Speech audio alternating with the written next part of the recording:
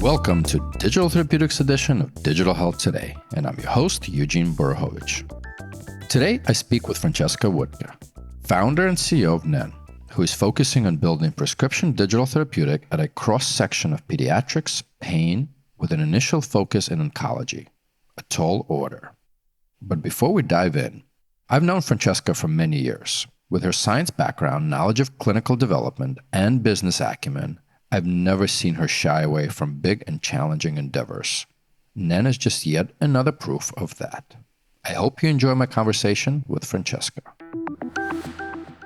Francesca, welcome to the DTX podcast. Been looking forward to having you on after you left the big pharma, just like myself, years earlier.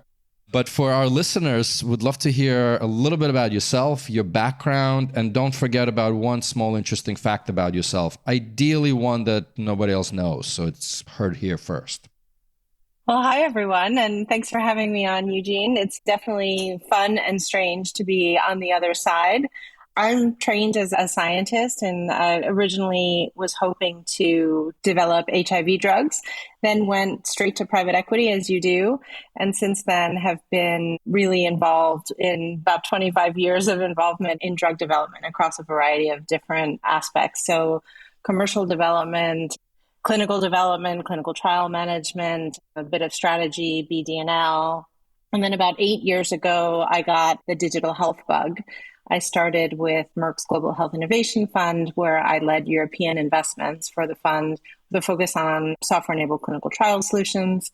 And then in my last role, I was Chief Digital Officer of a global pharmaceutical company, where my remit was to manage the digital transformation of the company, everything from back office process automation through to creating a digital health accelerator, where we were able to incubate about 10 companies, and we ended up partnering commercially with a total of about 27. So lots of different aspects from operational digital health through investment. And now I'm on the light side, where I'm the founder and CEO of Nen.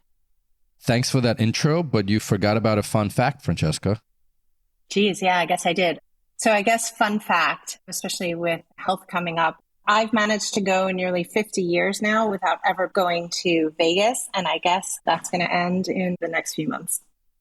It's an amazing journey, and I know we have compared notes on the pharma journey, and I think both of us kind of at some point in time spearheaded some digital therapeutic efforts, and it's certainly a different feel and different, let's call it game, to be on the other side, on the entrepreneurial side. So with that said, as you left, what was the prompt or instigation to even start Nen? And I'm actually even curious about the name itself. Sure. So about June of last year, I was really keen to do something that had more of a direct impact to patients. And so I put my consulting hat back on and did a landscaping of really the whole of the digital health market to see, first, where are the gaps? And then second, can those gaps be filled with a digital solution or service, but specifically with a digital therapeutic? Because I feel strongly that that's the fourth wave of medicine. You have small molecules, then biologics, then cell and gene therapy, and now digital therapeutics. And then the last piece of that Venn diagram was, do I care? Is this something that I can be really passionate about and get excited about? And what I was really surprised by was the dearth of opportunities in the pediatric space. The unmet need is certainly there, but there's just not a lot of research, both on a pharmaceutical level, but also in digital health. And having worked on a digital therapeutic for pain, I saw how readily CBT, cognitive behavioral therapy, can be translated onto a digital platform with really good results. And I thought, well, why not use that as a starting point and start thinking through ways that we can leverage play and gamify play in a way that's engaging and fun for kids, but at the same time, we can deliver CBT for pain. Initially, I thought of a kind of all-comers for pain. Those studies from a clinical validation perspective, and that's really at the core of what we're doing, we're very much evidence-based. They're really hard to manage because you have kids with different etiologies, with IBD, with migraine, with aplastic anemia, with sickle cell, with congenital malformalities, among other things. And it's very hard to tease out the effect that a digital solution can have, or any solution or any traditional therapeutic, because the periodicity of their pain is very different. The way their pain presents is very different. What I found, though, in cancer is that there are, and my clinical colleagues will shun me for this, but there are essentially two flavors of pain. There's the pain from the cancer itself and procedural pain. But for both, it's really treated quite similarly. And for both, CBT could be an effective treatment. What's also interesting about oncology as a starting point, apart from the huge unmet need where about 100% of these kids are suffering from pain, many of them are inpatient. So for the clinical trial processes, we can leverage the healthcare teams to make sure that they're following protocols and that everything is going as planned. So that was sort of the genesis of Nen.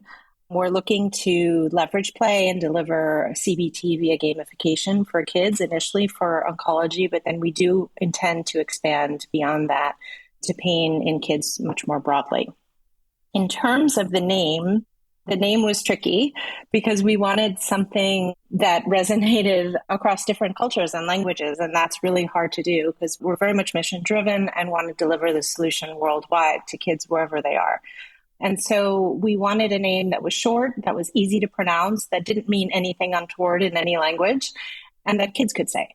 So we thought, and then being in Barcelona where they speak Catalan, I realized that Nen means kids.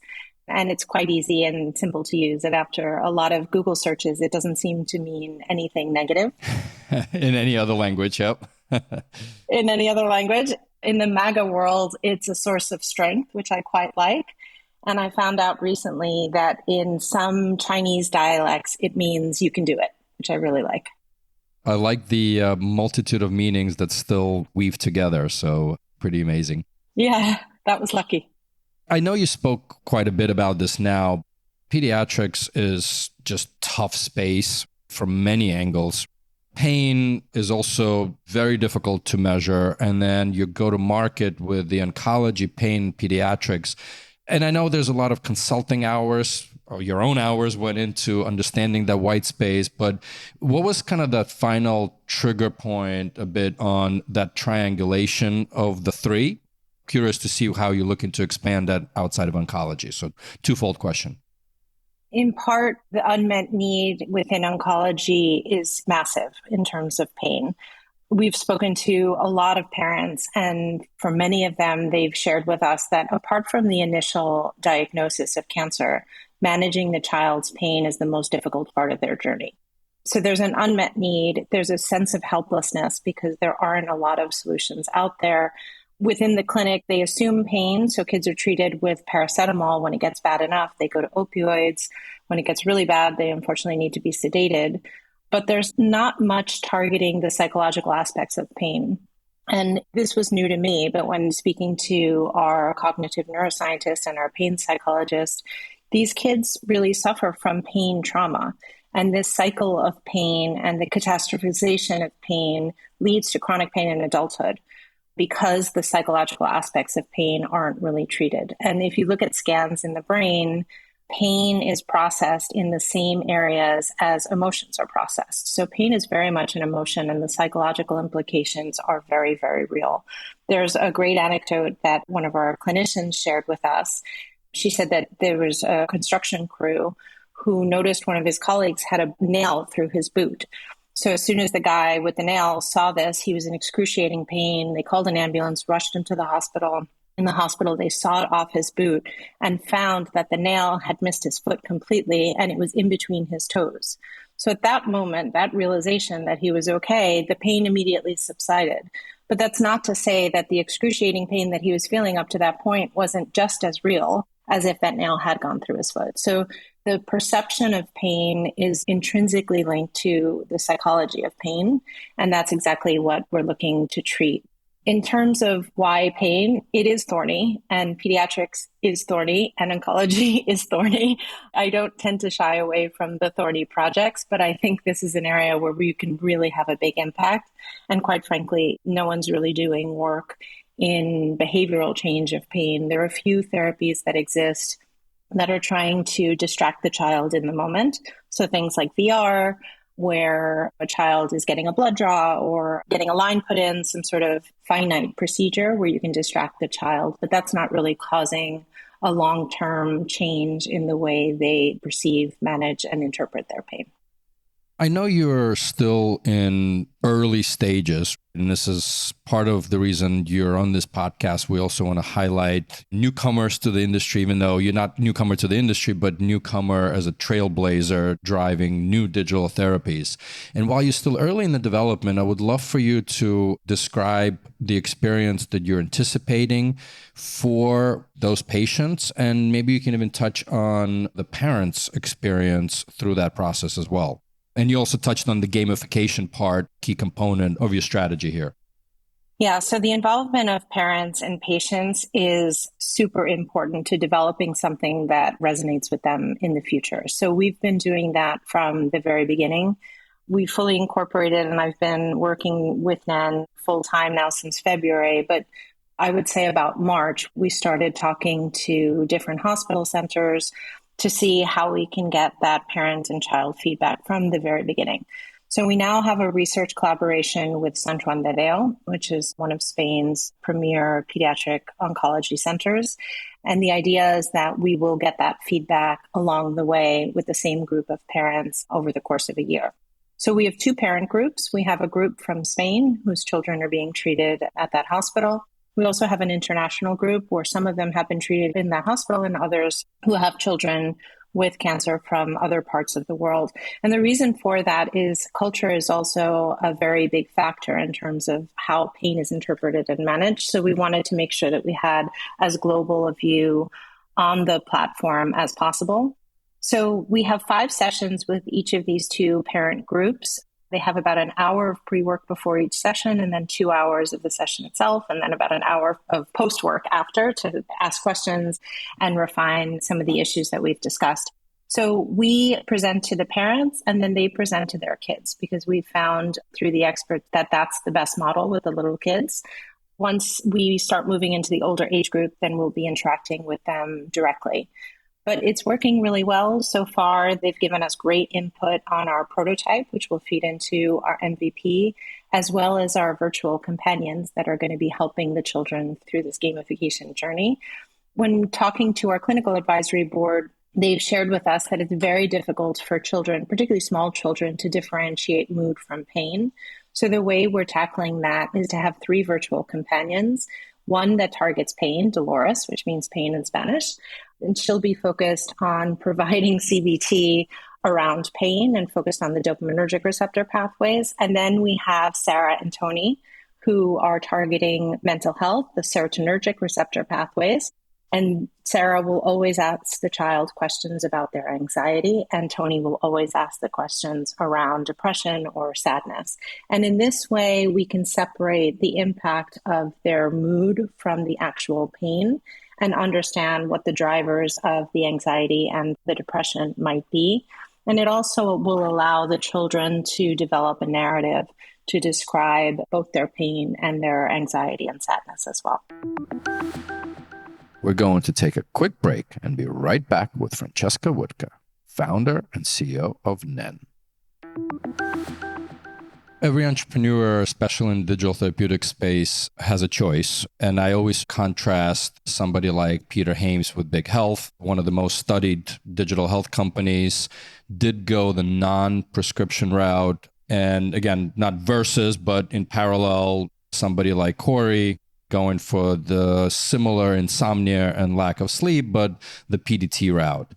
Your choice, to my understanding, is going the prescription route. Curious on why and what's the choice? Because to your point, you're a mission-driven company. You want to help as many kids as possible, starting in oncology and pain. But how do you look at your decision to go prescription versus non-prescription?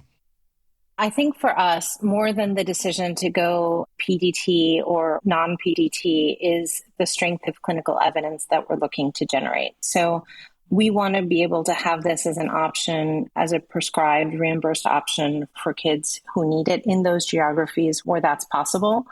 But we also will be offering a B2C product, which will be direct to parents. Eventually, there'll be 2 layers. There'll be a kind of light version where we won't have all the medical claims and it won't be the PDT with all the bells and whistles. And then the other will be essentially the same version of the product that's able to be prescribed in certain geographies. And the reason for that is the trust that the parents and the physicians are putting in us is something that we take very, very seriously. So we want to make sure that everything we do is evidence-based and that the clinical justifications for using Nen are really sound. So in terms of the PDT, non-PDT, I think the evidence that we'll be able to generate will allow for a prescription route. And that's interesting from a business model perspective, but we also have de-risked that regulatory risk by offering the B2C as well. There's also a third revenue stream that we're anticipating, and that's B2B. So direct to hospitals, where we're working on these research collaborations. We have a number of discussions ongoing. And what we're hoping is that we'll develop champions within these organizations where we can then translate their excitement about Nen into enterprise-wide deals where they can offer Nen as part of their concierge care. Before we get deeper into the business hypothesis, let's talk about, because to your point earlier, pediatrics is complex, oncology is complex, pain is complex. Digital therapeutics, while on one side it's a SAMD, on the other side it's being equated to a molecule. Can you talk a little bit deeper into your evidence generation journey and how you're projecting this and RCTs? Let's dive into that part of the discussion. Sure. So what we're planning to do over the next year is to pilot the MVP and iterate on it with the collaboration of these parent groups as well as with the kids directly, and with different academic medical centers across the world, or at least EU5 and the US. Those will give us a sense for how well we're translating the CBT onto the platform, which is really the only clinical risk. We know that CBT works. We know that it works for the 7 to 12 age range. We originally wanted to start with the really littles, the 2 to 6 year olds, but the strength of evidence was just not as strong there for CBT. So we will do a smaller study where with the same provider, because there's enormous inter-provider variability, we'll have them deliver in-person CBT as well as Nen to make sure, again, that we've translated the CBT appropriately onto the platform. All of that work over the next year with the pilots and then the mini proof of concept, if you will inform our global multi-center randomized controlled clinical trial. We're looking to take the most rigorous regulatory requirements and apply that globally for all of the geographies so that we have one protocol, we can pool the data in a more meaningful way. And then hopefully we'll have enough patients per country to do the regulatory submissions country by country. We're also looking into the health economics impacts of what we're hoping Nen will bring. And those will be individualized country by country because the asks are different. The plan is to have a really robust study. We still have to test effectiveness to see how to power the study, but we're expecting about 100 patients per EU5 and about 500 for the US, so a 1,000 patient study, which is quite robust. And I think our outcomes we expect to be very strong based on what we're seeing initially with our clinical team. Well, that sound means it's time for a question from my clinical and commercial partner on this podcast, Chandana Fitzgerald, who is the Chief Medical Officer and General Manager of Health Excel, and as her friends call her, Dr. No Crack. Let's see what question Chandana has for our guest today. Hi, Francesca. What learnings are you taking from other pediatric digital therapeutics products that are already on the market? Thanks, Chandana. That's a great question.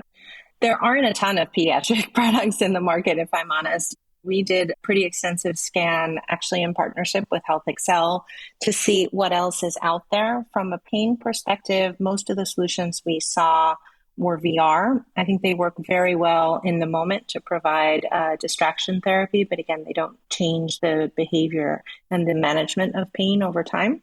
But I think one of the biggest learnings is that a single game solution doesn't work for every kid. And I think many thought that, well, if you make a game, any kid will play it and they'll be happy to play it and they'll be engaged. And that's simply not the case. Our workaround for that, because I'm not a gamer, I don't have a lot of experience in gaming, is we're looking to license games that already exist in the market. And very similar to how kids are used to ingesting information, either via YouTube or in games, is during the commercial breaks, we'll then interpolate the virtual companions and start delivering the CBT modules. And in order for them to level up or to continue playing, they'll have to complete the module.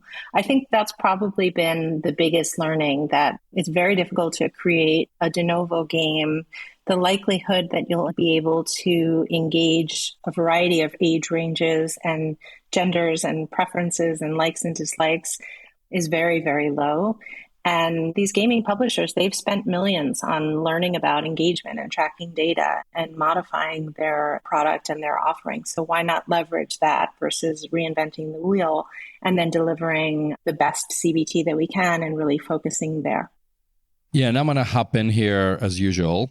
I know we had some guests here that it's also in the gaming and leverage some gaming techniques as well, something like Sidekick Health and Akili and on the journey. So I'm sure there's other trailblazers that you guys can continue learning with as things moving along. But you kind of alluded to a couple of things around the commercial model, but maybe just dive a little bit deeper into the business hypothesis.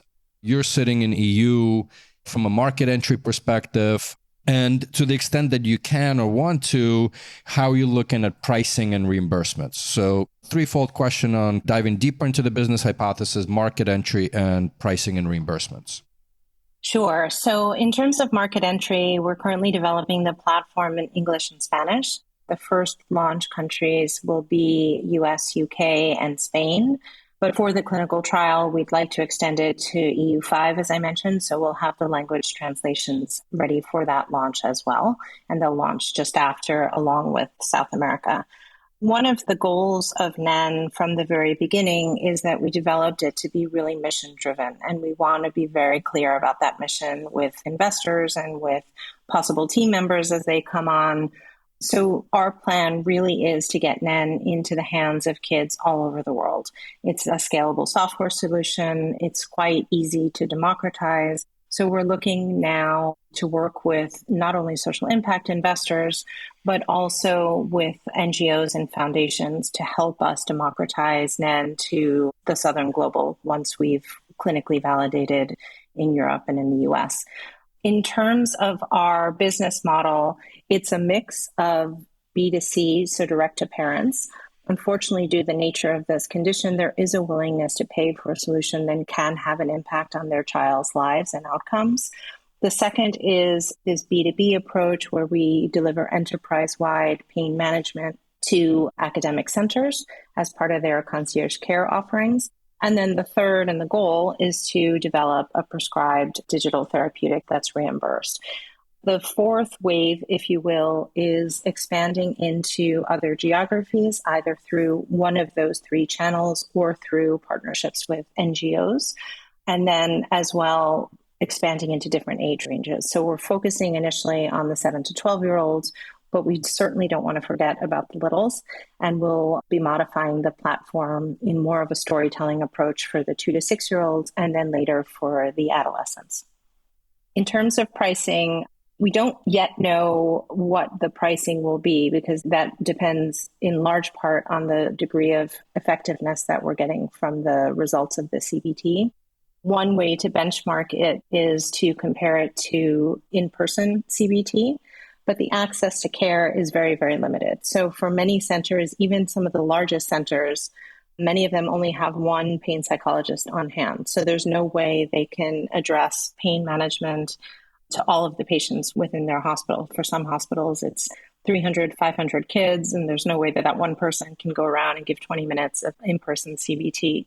What we're also going to be looking into is the quality of life improvements that these kids have, the way they're better able to manage procedures, manage changes, looking into resilience of these kids, and what impact that has on the progression of their disease as well. And as we talked about, at the end of the day, from a prescription digital therapeutic perspective, it is all about the doctors and the clinicians kind of in the front line. So I usually ask the question, what advice would you give? And I think maybe here we'll stick with what advice would you give to those doctors and clinicians in the front lines? For us, the doctors are going to be the key stakeholders, whether they're prescribing the product or they're recommending the product to parents. It's really key for us to convince them that this is a viable therapeutic approach. That's in part why we are going the PDT route, because it empowers them to help their patients in a way that is a bit more tangible.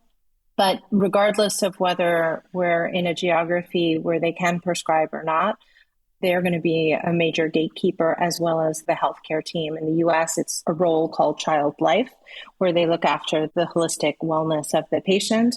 In other countries, it could be a nurse, it could be the physician itself, part of the care team, an anesthesiologist or pain psychologist. So the medical community will be certainly responsible for the recommendation or the prescription of Nen as a solution.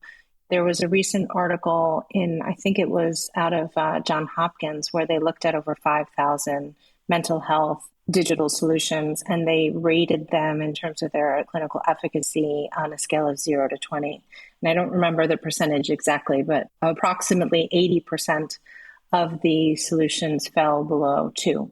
So there's a lot of stuff out there for mental health that isn't as evidence-based, and that's caused a tremendous amount of skepticism within the medical community. So we're trying to thwart that skepticism by just providing really strong clinical evidence and rationale. Good. Well, we started with you, and let's end with you. What makes you get up in the morning? For me, it's the ability to potentially have an impact on these kids. We speak to a lot of parents. Their stories are overwhelming and awful. And the helplessness that they feel is something that I can resonate with as a parent. And so to be able to have a small impact in that journey for them and to help these kids manage their pain, talk about their pain, and learn the requisite skills so that even when they're outside of the gaming experience, they can better manage their pain and even communicate about it. For me, it's an honor, and it's something that I'm taking very, very seriously in terms of the patient's trust. Well, Francesca, thank you for being here, and our whole community, I'm sure, enjoyed this episode as far as you're triangulating some of the tougher fields into taking this to market. Thanks so much. Thanks for tuning into the Digital Therapeutics edition of Digital Health Today, a production of Mission-Based Media. Be sure to subscribe to this podcast on your favorite podcast player so you're automatically notified each time I speak with one of these amazing leaders and trailblazers who are forging the path for digital therapeutics. If you'd like to learn more about Your Coach Health or Health Excel, you can find the links to this and more in the show notes for this episode. I'm Eugene Borohovich, and catch you next time.